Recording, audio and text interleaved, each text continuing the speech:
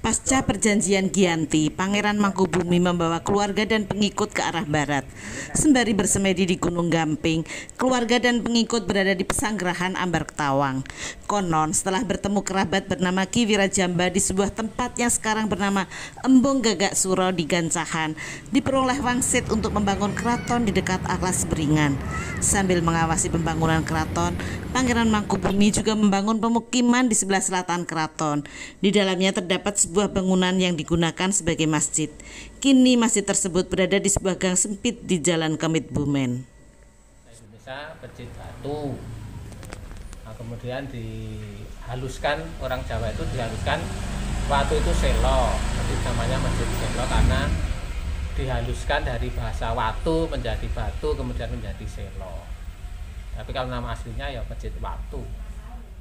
Pembangunannya diprakarsai putra mahkota Hamengkunegoro dengan pelaksana pembangunan Tumenggung Manguntipuro.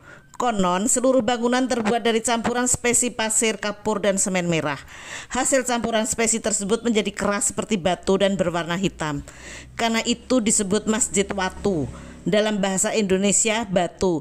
Kemudian orang Jawa menghaluskannya menjadi Masjid Selo. Setelah pembangunan keraton selesai, Pangeran Mangkubumi kemudian dinobatkan sebagai Raja Kraton Ngayogyakarta Hadiningrat dengan gelar Ngarsa Dalem Sampeyan Dalem ingkang sinuwun Kanjeng Sultan Hamengkubuwono Senopati ing Ngaloga Abdurrahman Sayyidin Panatagomo Khalifatullah ingkang jumeneng kaping setunggal ing Ngayogyakarta Hadiningrat. Bersama seluruh keluarga boyong ke keraton dan Masjid Selo pun ditinggalkan.